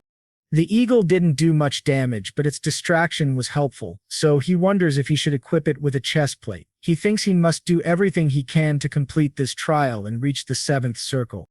Now, they enter the 3rd battle and die again. Adrian, furious, says this is terrible. Then he tells Archia that they've started to recognize the Death Knight's pattern and they must try new things to regain their edge. By the 5th battle, the Death Knight asks if he's fighting a bunch of acrobats. He clearly sees Adrian as very talented and asks why he doesn't just change classes. Adrian replies that he must be confused, but then asks if he's ever heard of a human bombarder and fires magic at him. Adrian tells him to die, but the Death Knight blocks it with his sword. Quickly, Archie attacks from below and Adrian says, "Perfect." But to his surprise, the Black Eagle can no longer lift him, and simply lands, dropping him to the ground. The Death Knight says it's good to see him down there. Adrian looks up at him, completely unsettled, and his head is cut off again. They tried many strategies to defeat the Death Knight, but failed every time. However, Adrian notices that the damage dealt increased in the last fight. He continues casting spells while dodging attacks, which remains his biggest challenge. Now he wants to try using better items. He focused on his reflexes instead of concentrating on casting spells. Once again, he was defeated. On the next attempt, he was already dodging much better, able to avoid the enemy's strike and cast 2 spells in his direction. Archia also attacked from the other side, but that guy still managed to finish them both. However, the protagonist gave a small smile, thinking that this battle confirmed something for him. He had tried to be an aggressive mage, which reduced his overall damage, but allowed him to survive longer on his own. The result was a 62-minute battle in which he dealt 84% of the damage to the Death Knight. He believes that if he keeps trying, he'll definitely succeed. He logs out and returns to his room, realizing that he's exceeded the connection time. He tells Archia that he thought they'd hit level 200 by now, but instead they're stuck in an unexpected place. While stretching, he notices that the world seems to be moving more slowly. Archia explains that experiencing death countless times has side effects, so it's normal to feel some changes. He asks her if she feels the same, and she says she's not sure. Her body feels just as strong as it did yesterday, but somehow she feels stronger. The protagonist wonders if that's true. Arcia's responses certainly don't seem artificial. They aren't like something a homunculus would say. He thinks that if time passes and she gains more experiences, she will become almost indistinguishable from a real human. She asks if he has any orders, but the protagonist tells her no, he needs to sleep and rest. They'll try again after they wake up. The next day, he enters his 12th battle against the Death Knight, dealing 75% damage. In the 13th, he dealt 85%. In the 14th, 91%. The 15th, 89%. The 16th, 93%. The 17th, 98%. In the 18th battle, the protagonist, along with Archaea and the Eagle, is finally ready to defeat the Death Knight. After an intense fight, they deal 100% damage. The Death Knight begins to vanish and says he did well. The protagonist, overjoyed, starts to celebrate. He has finally passed the test and completed the 7th level of the mission. To his surprise, someone tells him that it's because all of this is real. The protagonist turns and realizes that there are two enemies. He quickly points his staff at one of them, but to his surprise, Archaea tells him not to worry. The protagonist wonders why she's smiling so much. What he didn't expect was to see a little old man staring at him. Then he realizes with a shock that this must be Archduke Lucas in miniature form, but the man says his name is Chester, and he is the one who oversees destiny. He is part of Manuel Lucas, essentially an NPC, but created from Manuel Lucas's memories. The protagonist thinks that even though Chester was created from those memories, that doesn't guarantee he'll help them. Still, he would undoubtedly be a huge help if he's on their side, but if not, it'll be trouble. Chester tells him there's no reason to be apprehensive. Adrian says that he doesn't seem like an NPC, he's too different from the others and feels truly alive. Chester replies that of course he does. He might not have a soul, but he was made to act a certain way based on the memories of someone who lived.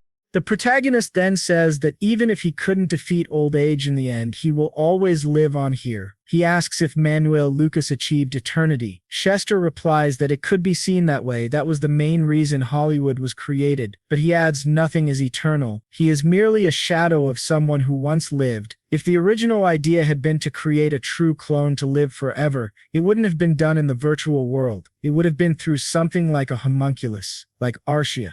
Adrian thinks he once suspected that Manuel Lucas might try to possess him to be reborn, but thankfully that's not the case. He then asks Chester what his role is there and mentions how frustrating the last floor was due to its difficulty. He wonders if he'll now stop fighting and focus on other areas. Chester raises his staff and displays a status window. Adrian realizes he has received 5 uses of the administrator authority of the Hollywood system. Chester explains that the destiny he's been given is everything Manuel Lucas had. It was already expected that he would inherit administrative authority as well. However, there are some limitations for now, although eventually those limits will disappear. In the future, there will be no usage limits. The protagonist asks what he can do with this power. Chester replies that he'll be able to use that authority in any program based on the Hollywood system. This surprises the protagonist greatly. Essentially, Hollywood is a virtual world not unlike the internet on Earth, where he can access any information and modify practically everything that exists. However, Chester adds, there are some rules he must follow. He cannot use the authority in online chronicles that are tied to Manuel Lucas's destiny. 2. He cannot use it to access or invade other users' brains. 3. He cannot use it to steal other people's property. 4. He cannot use it to harm the world, either directly or indirectly. The protagonist thinks it's a bit concerning, but it makes sense. He then jokingly asks if he can use this authority to launder money. Chester replies that it's not hard and even recommends a few methods personally, but Adrian asks if it isn't too risky. Couldn't someone audit the documents? And then the little guy says that the chance of them noticing this is low since it's not just the current reports, it would basically mean manipulating the entire market. With that, our protagonist says that he'd like to use one of his administrator permissions. Chester then tells him that his current wealth is 12.625 trillion lots and asks if he'd like to organize the lots and equipment he'll receive from this floor. The protagonist agrees. Then Chester asks if there's anything else. The protagonist says that Archaea needs a registration, and it would be good to make her origin the holy city of Everale. Chester replies that of course, and that he will register her as someone whose family has passed away, marking her current status as orphan. When the protagonist asks Chester if he would help him with the administrator authority, Chester says yes, but then a woman asks why he's gone so far for people he didn't even know. Chester responds that this is his way of showing affection and care for the world he left behind, so that the life of his successor wouldn't be as difficult as his own. This leaves Adrian quite confused, as those don't seem like the words of someone remembered as a legendary mage. If it weren't for this world, if not for someone from Earth like him, and if he hadn't created a legacy for future generations, his life would have been pathetic. He couldn't have dreamed of becoming who he is now, so he kneels down and thanks his master. But Chester says that he is not Manuel Lucas, though the protagonist notices a small smile at the corner of his mouth. Thus, he acquires another 50 trillion lots, and also receives the Sky Fortress of Icarus. His 7th circle is now complete. Meanwhile, in the city of Nichin, the former captain of the Order of Knights, Perseus, asks who Arian is. The knight says he believes that the young Master Arian might be able to take control of the territory and develop it even further. He asks Perseus if he intends to support young Master Arian alongside him.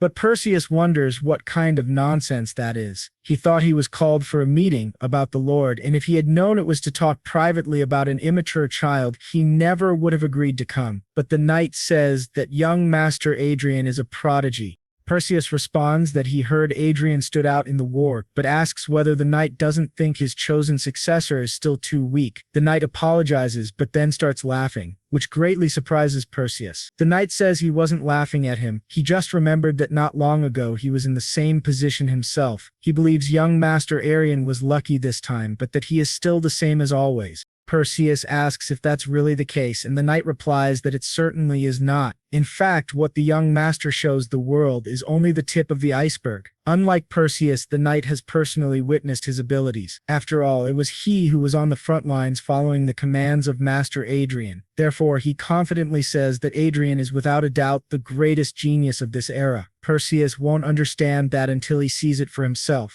Perseus remarks that the knight seems completely devoted to the young master. He reflects on the story of a prodigy who became mediocre at the age of 7, a mask used to become someone great and survive from a young age. Considering Adrian's intelligence and the knight's words, Perseus has to admit that Adrian deserves his attention.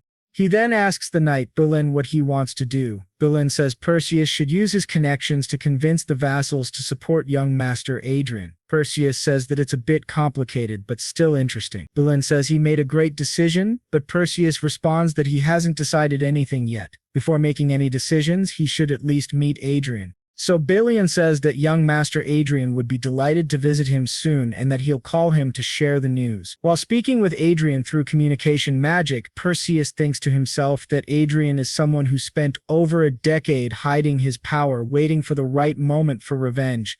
That's truly something. He hopes Balian's words are true. But to both their surprise, Adrian simply ends the call. Bellin says that Adrian must be very busy to answer right now. But then, to their shock, something appears right behind them. They sense a mana presence, and it must be at least at the 7th circle. They wonder who in the world it could be. After finishing, she announces that the 5 assassins have been killed. The protagonist comments that maybe he had too high expectations. He had heard these 2 were the most powerful in the continent, yet they allowed themselves to be surrounded by assassins. The 2 men wonder what kind of attitude that is, and who this monster in front of them really is. Billin asks what happened. The protagonist says he spent 13 years preparing for this moment and asks if they really thought he'd be unprepared. Of course, he would have an aura master at his side. This surprises both men greatly. Perseus thinks that initially he wanted to test Adrian's worth, but now realizes it's he who must prove himself useful. That's the kind of person standing before him.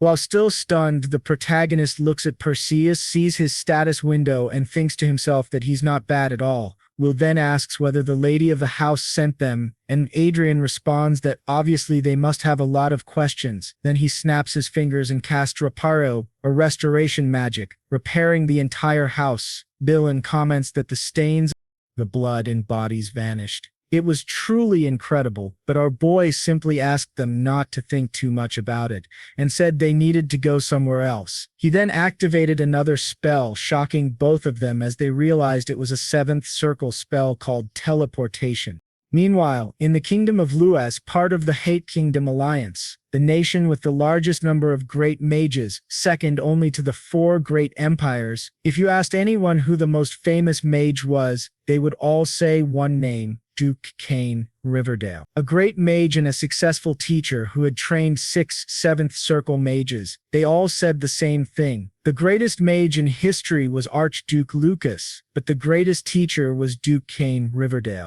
Picamno questioned if that was serious. Was he really a disciple of Duke Riverdale? And Adre confirmed that he was, though he had died a few years ago. It was Riverdale who taught him everything he knew, and Adre was able to learn it all without difficulty. This left Peely wondering when he had even trained, considering he spent most of his time in games, but Oscoto interrupted his thoughts and confirmed it. Yes, that was exactly it. The only place where he could train him without any restrictions was in the virtual world. Riverdale taught in both the real world and the virtual one. Still, Peely couldn't believe it. It sounded like a lie. A marquee falling from the sky. No one would believe someone like that was only 20 years old. It was better that people believed in the story, because if he used the title of Riverdale's disciple, no one would question him. Pacius commented that Edre was certainly an eccentric man. To their surprise, the boy had even prepared fake evidence to support his story, proof that he was indeed a disciple of Duke Riverdale. He had asked Administrator Chester to create it as an alibi, and now he held various artifacts with Riverdale's aura, as well as a record claiming he had been a secret disciple that no one else knew about. That way, even the Riverdale family or his known disciples could trust him if they ever crossed paths. Adre said he would have loved to declare himself the heir of Manuel Lucas's destiny, but no one would leave him in peace for the rest of his life if he did. He then told the two of them that he and Archia would handle Anna and Cedric, so they shouldn't worry too much about expanding their influence or gathering people.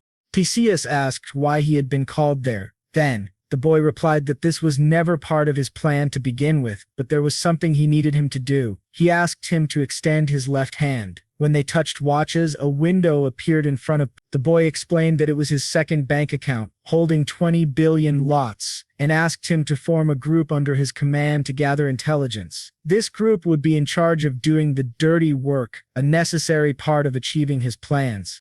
It was curious that he asked a knight for that kind of task, but Patrius acknowledged that considering they would be facing Marquis Haven, it might be necessary. Still, he asked if he was sure. That amount of money must have been hard, maybe even impossible to accumulate. But the boy asked him not to worry. He had acquired it very easily, thanks to his great talent for investing. In fact, he thought Patrius might faint if he knew he actually had 3,000 times that amount. Then he extended his hand again to Pacius and declared that he would remove Cedric from his position as heir to the family and would gain a level of power no one in the nation could disrespect. He asked Pacius if he would stand with him. Pacius knelt and pledged his loyalty. Back at Adrian's home, his stepmother was furious, saying that 5 expert assassins had vanished without leaving a trace. The butler confirmed this. She shouted that he had promised they could kill anyone, even a master of aura or a great mage. The butler agreed, but she angrily threw a wineglass at his head. After calming down a little, she asked where Pacius and Billion were. The butler said that Mr. Billion had returned to his unit, but Pacius had completely disappeared. She realized he must still be alive. Billion would have reported it if he were dead. She suspected those two were conspiring against her and couldn't ignore it. She remembered that her husband had told her to monitor Adrian and Sylvia closely. She felt she had no choice but to obey, because opposing Viscount Lawrence would be even worse. Still, if Billion and Pacius joined forces, they'd be unstoppable. She couldn't let them act freely because Cedric couldn't afford to have a rival. Time was running out. The butler asked if she wanted to deal with the Assassin's Guild again, since they had guaranteed they would finish the job. She questioned whether they should just kill Adrian, shocking the butler. In her sly way, she asked if he was afraid. "This is the easiest path," she said. "Yes, it's the only way. Don't even think about another option." The butler warned that if she went through with it, there would be no going back with Viscount Lawrence. Besides, young Master Adrian was now very famous. But she, seething with rage, asked how long he had worked for her. Trembling, the butler replied that it had been 30 years. She reminded him that he should know by now that she hates being contradicted. She poured wine over his head and asked if he thought she didn't know what he was up to. There was no other way, she claimed. "Do you think you're smarter than me?" she hissed. The butler thought he had tried to help only because of a spark of remorse for the young master. He knelt and begged for forgiveness, but she said, "Forgiveness? No, I'm going to frame you." That left the poor man utterly stunned. The viscount is dying, and someone needs to take responsibility for it. All this time he had shown loyalty to her, so it would be easier this time. She asks him what's wrong and if he isn't loyal to her. Trembling, he replies that he understands and will prove his loyalty. She says that's the perfect answer and orders him to make sure they don't fail again, or else everyone will be killed. The man thinks that she's discarding him after 30 years of loyalty just because he said the wrong thing at the wrong time, and it's too late to go back. If the young master manages to overcome this trial, maybe he can survive. Meanwhile, at the house of Count Diotes, they are celebrating the victory of the 23rd Division. They say they can finally return, and Count Diotes says he never thought he would receive recognition, thanks to young Master Lawrence. He's truly looking forward to the ceremony. The men beside him say that their family status has also improved thanks to him. They assure him that they will be their family's heirs and invite him to visit any time, promising to welcome him with everything they have. Our protagonist thinks they're taking credit for what he did, but he understands this is normal. It all happened because His Excellency trusted him and supported him with his great wisdom. However, Count Diotes says it would have been better if the war had lasted a bit longer, which surprises our protagonist. He asks what he means, and Walton explains that if the war had continued, he would have received more recognition and possibly become a lord. But with the current situation, the compensation will be limited to him only. Our protagonist realizes there's a big difference between inheriting a title and earning one on your own. No matter how much he rises in rank, without a county of his own, he can't pass on his title. Seeing Count Diotes looking a bit down, he says he didn't fight expecting anything in return. Diotes replies that it's a real shame. He has so much potential but lacks an environment where he can truly shine. That makes him sad. Still, he asks the protagonist not to worry about that and says maybe he could get involved with his family, which surprises the boy greatly. Diotes says he has a daughter and that if the protagonist is willing, he could make that happen.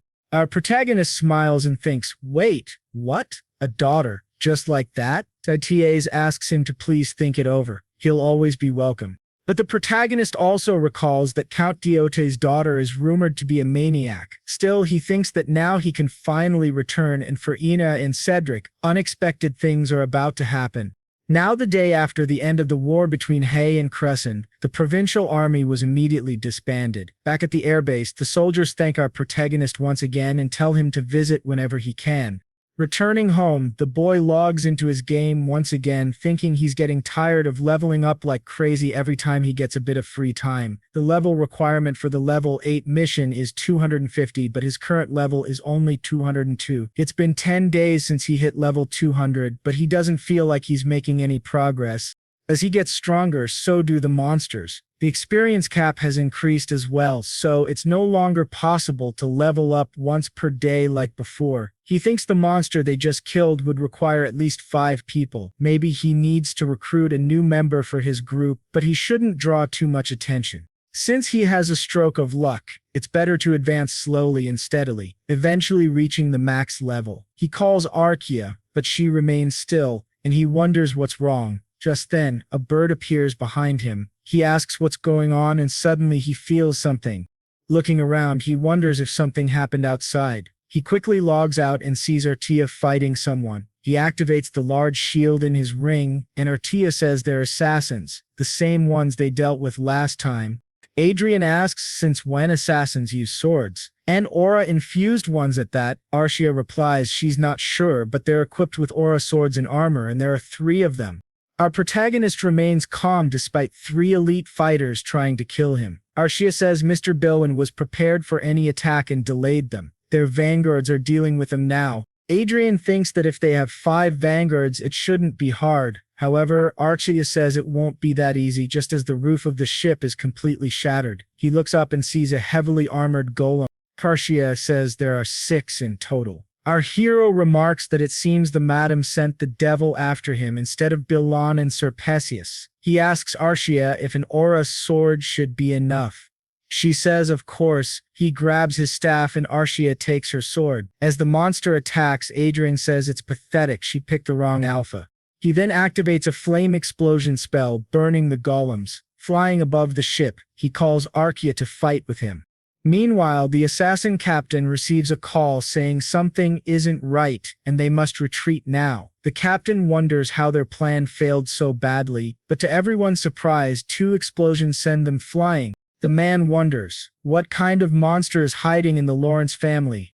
Our protagonist defeats the enemies one after another, with Archaea fighting by his side. On the communicator, someone tells the captain to escape quickly and to kill the Archmage, interfering with their teleportation. The captain wonders if he's going insane. Not only is there an Archmage, but also a master of aura. He begins to flee, saying the others are on their own. But quickly, our protagonist casts a spell on the man, and Archaea swiftly cuts off his arm. Just as she's about to kill him, Adrian orders her to stop. Adrian says there's no point in him trying to escape. That man thinks it's impossible. They were completely annihilated. Then our boy suggests helping him, but to their surprise, the man suddenly collapses. Adrian asks what happened, and Archaea checks his body and says he's dead. It seems he bit into the poison capsule hidden in his teeth.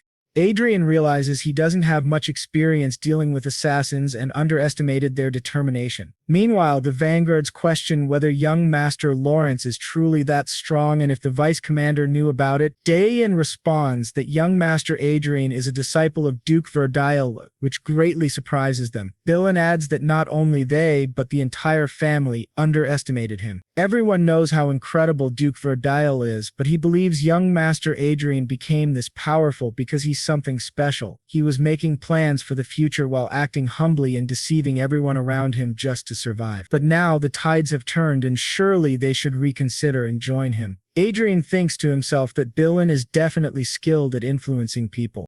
Back at home, Adrian's worried mother runs to him and asks if he's okay and if he got hurt anywhere. His father, right behind her, tells him he worked hard. Observing this, Adrian thinks it's completely normal to hold a parade to celebrate after receiving a battlefield medal, but it feels too calm. His father apologizes, saying there should have been a grand reception, but Adrian replies it's fine. He doesn't like noisy events, while thinking that it must be because of Anna and Cedric.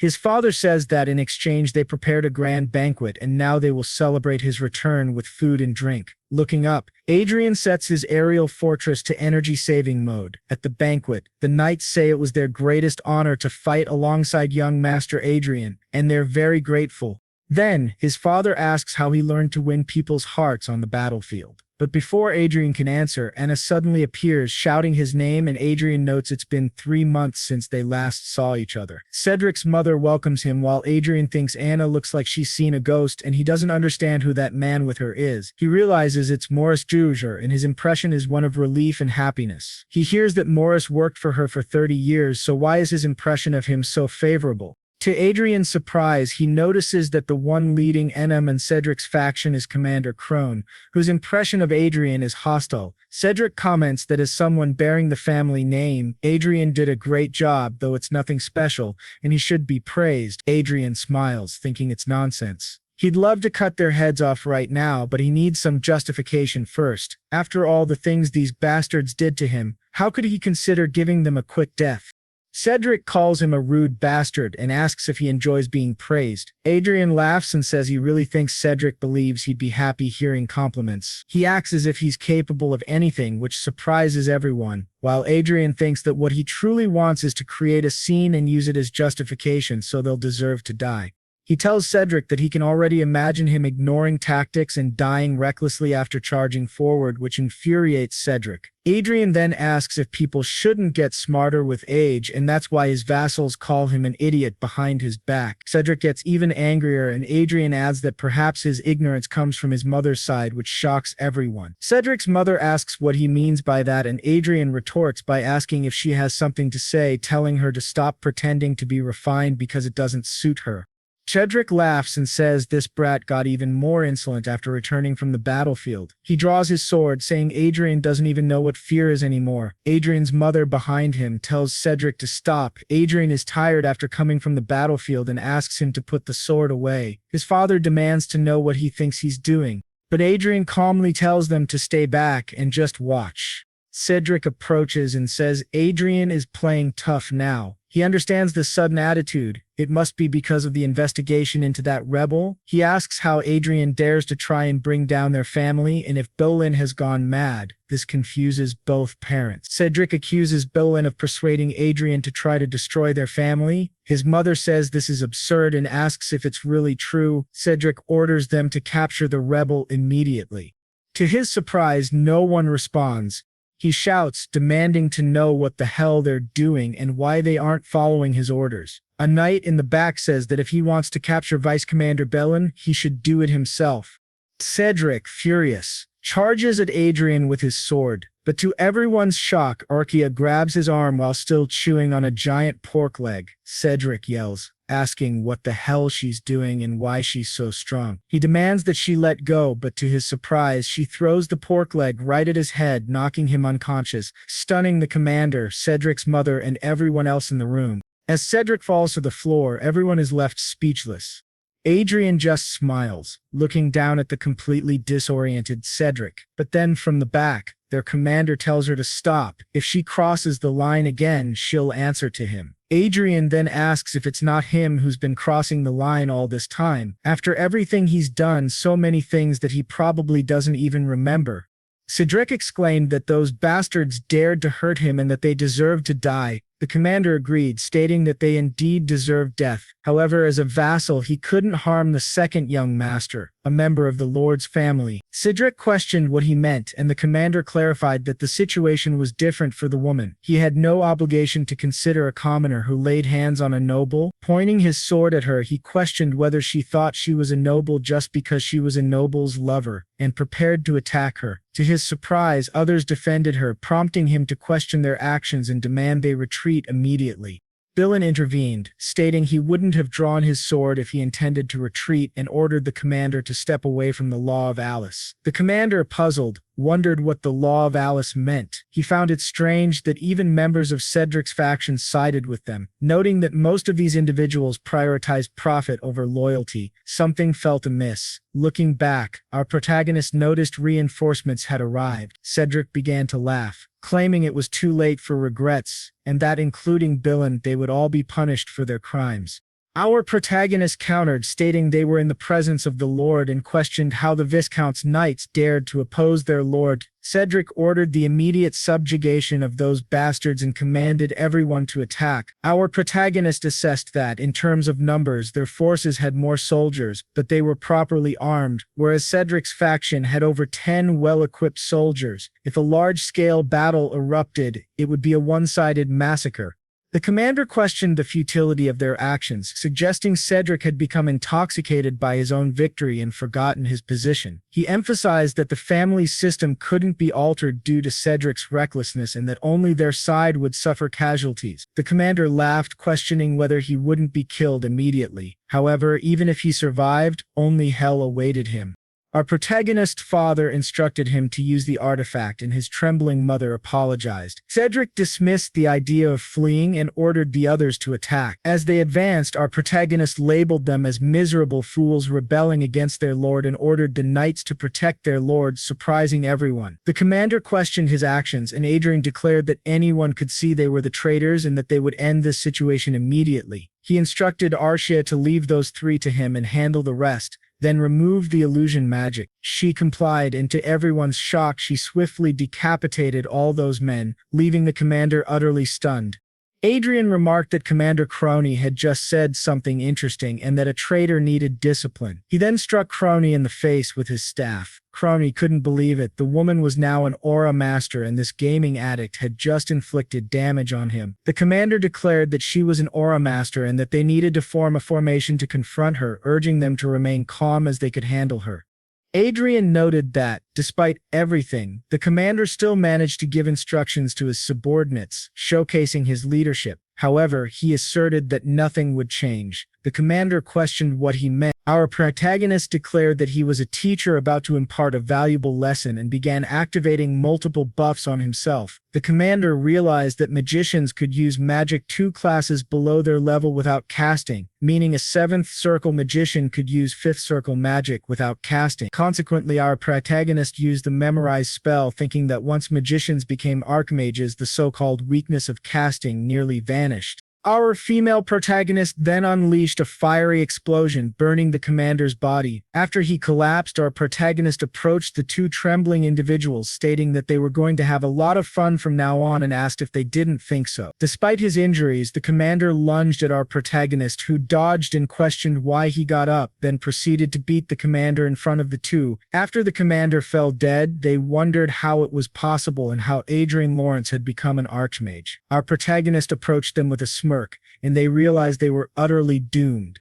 Meanwhile, elsewhere, an old man declared that Adrian had dared to lay hands on his daughter, Anna. This man was Raven Margrave, Anna's father and Cedric's grandfather. At the Margrave's residence, he watched all the footage of what had happened to his daughter and grandson. Infuriated, he noted that the video was spreading rapidly across various internet portals and platforms, and by tomorrow, most people would be aware of the situation. He dismissed the online chatter, stating that the opinions of commoners in the virtual world meant nothing. However, even among the nobility, some supported these speculations, though the most they could do was file complaints. He emphasized that no matter how valuable an archmage or aura master might be, this wasn't an era where wars could be won by 1 or 2 superhumans. Furthermore, aiding these 2 meant opposing Haven Margrave, whose military power was equivalent to that of a duke or marquess combined. It would be problematic if someone with a title equal to his, like a duke or marquess, sided with Adrian, but he deemed that highly unlikely. His butler mentioned that the royal family might intervene, but the Margrave argued that, obviously, a young archmage and aura master would attract attention. However, unless it was proven true, they could simply be labeled as imposters. As long as no one believed they were truly an archmage and aura master, there would be no issue. In this era, there is no guarantee that a video can't be artificially created, so they must announce that the video was fabricated. Through this video, they aim to expose that he is the one behind Anna and Cedric. Those foolish commoners are acting exactly as expected, merely trying to find justification, which is what they truly want. This surprises the trio greatly. They wonder why he would provoke a Margrave, but Margrave asks how many of their forces can be mobilized in a territorial war. One of the men replies that approximately half of their total forces can be deployed. For territorial defense, they can mobilize either 3 flying fortresses and 50 vanguards, or 2 flying fortresses and 200 vanguards. The Margrave then asks which forces can be mobilized immediately. The man replies 200 vanguards and 1 flying fortress. The old man says that's sufficient, while thinking that the brat they're learning about actually dared to challenge him. He declares, "Then it's war," vowing to make him regret it. Back to our boy, he thinks that they must have seen the video that was just released and are now preparing for an attack. The connection between Anna, Cedric, and Raven Margrave is unbreakable. His blade of vengeance will only be complete when it reaches Rengrave. However, before that, certain conditions must be met to solidify his position, specifically facing 3 individuals.